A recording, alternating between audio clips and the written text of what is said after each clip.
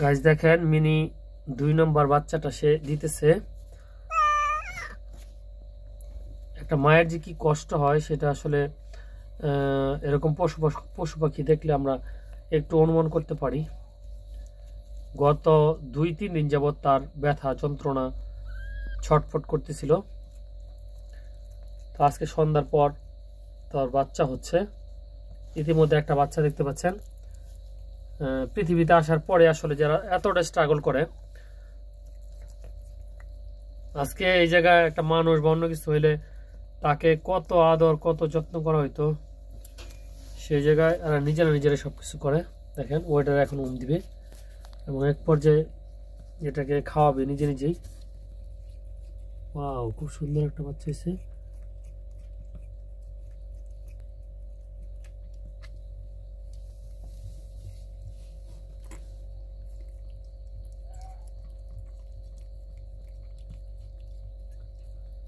মানুষের যেমন নার কাটতে হয়, কত পরিচর্যা করতে হয়, কিন্তু একটা পশু সে সকল পরিচর্যা নিজে কিন্তু করে। তার ভিতরে আল্লাহ পাক সেই মেধা, সেই তিক্ততা, বুদ্ধিদীপ্ততা এবং ধৈর্যশীলতা সব কিছু দিয়ে দিছে। দেখেন আমরা যারা মানব জাতি রয়েছি, মানুষ রয়েছি, তারা কত ওষুধপত্র খাই, হাসপাতাল, ক্লিনিক, বিশেষজ্ঞ ডাক্তার থেকে ডাক্তার, এই সমস্ত জায়গায় আমরা দৌড়ঝাঁপ পারি। তারপরেও আমাদের বাচ্চাগুলো নানান ধরনের প্রবলেম হয়। কিন্তু দেখেন এই বিড়ালটা সে নিজে সবকিছু করতেছে। কত সুন্দর বাচ্চা হয়েছে। এই বাচ্চাগুলো হওয়ার পরের থেকে স্ট্রাগল শুরু করে।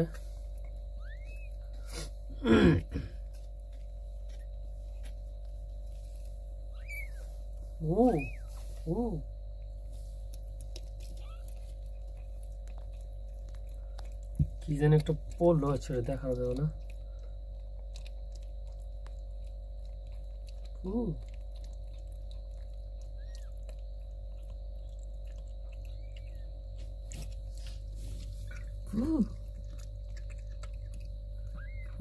গুলু পুতু।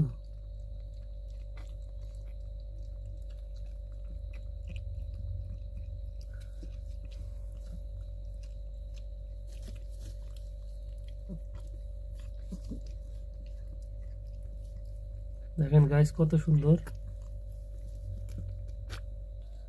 গাইস দেখেন নিজে কি সুন্দর ভাবে পরিচর্যা করতেছে বাচ্চাগুলোকে।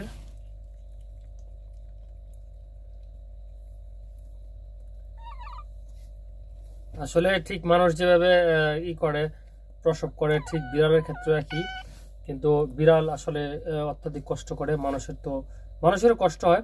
তো মানুষের কষ্টটা আসলে আমরা এই পশু পাখি থেকে কিন্তু একটা অনুধাবন করতে পারি। আমাদের মায়েরা কি পরিমাণ কষ্ট করে, বিশেষ করে একজন মা যখন বাচ্চাকে প্রসব করে দুনিয়ার সব মায়া মোহ সবকিছু ভুলে যায় শুধুমাত্র বাচ্চাটার মুখের দিকে তাকালেই।